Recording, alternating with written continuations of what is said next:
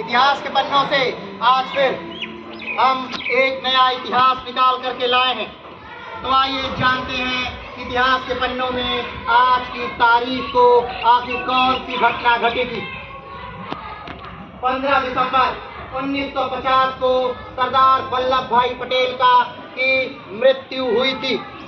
वल्लभ भाई पटेल, जावेद भाई पटेल का जन्म 31 अक्टूबर 1875 को हुआ था, जो सरदार पटेल के नाम से लोकप्रिय थे। एक भारतीय राजनीतिज्ञ होने के साथ साथ वो एक बेहतरीन व्यक्तित्व के धनी भी थे। उन्होंने भारत के पहले उप प्रधानमंत्री के रूप में कार्य किया। वे भारतीय अधिवक्ता और राजनेता थे, जो भारतीय राष्ट्रीय कांग्रेस के एक वरिष्ठ नेता और भारतीय गणराज्य के संस्थापक पिता थे, जिन्होंने स्वतंत्रता के लिए देश के संघर्ष में अपनी अग्रणी भूमिका निभाई और एक एकीकृत स्वतंत्र राष्ट्र में अपने एकीकरण का मार्गदर्शन किया। भारत और अन्य जगहों पर उन्हें अक्सर हिंदी, उर्दू और फारसी में सरदार कहा जाता था, जिसका अर्थ होता है प्रमुख।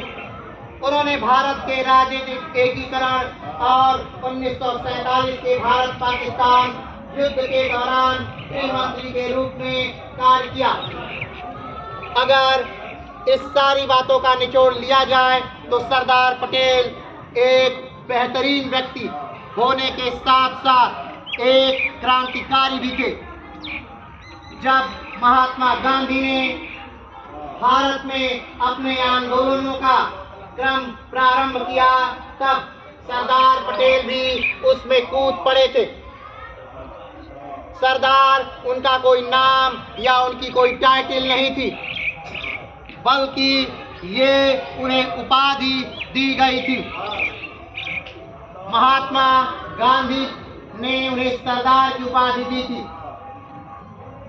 बारदोली की महिलाओं के कहने पर। कहा जाता है कि सरदार पटेल एक उच्च कोटि के विद्वान और वकील थे, लेकिन जब राष्ट्र प्रेम की भावना उमड़ी तब उन्होंने अपनी वकालत को छोड़ दिया और महात्मा गांधी के साथ वो देश को आजाद करने के आंदोलनों में कूद पड़े।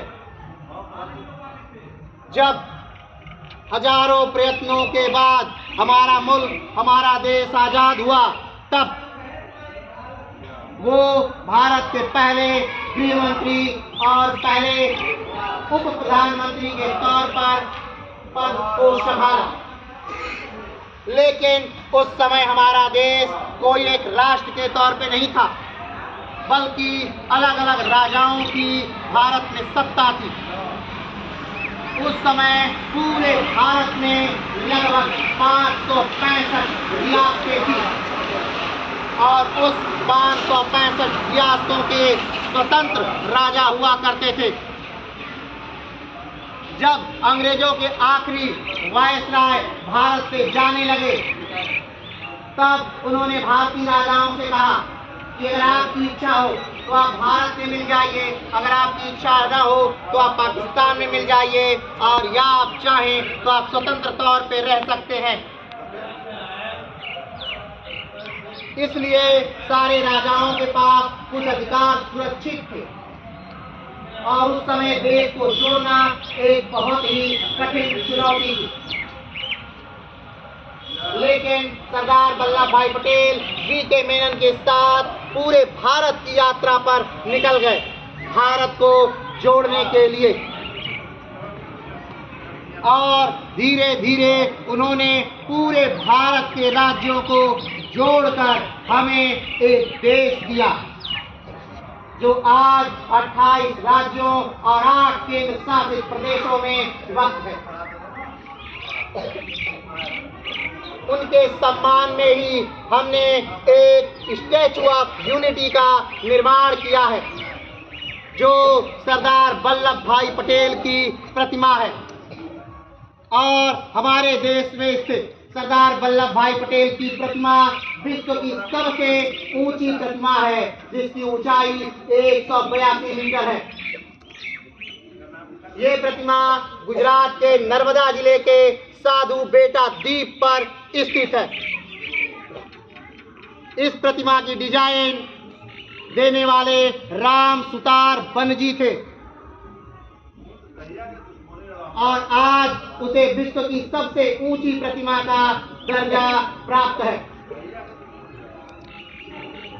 तो इस प्रकार से हमारे सरदार वल्लभ भाई पटेल, जिन्हें भारत का बिस्मार्क के नाम से भी जाना जाता है,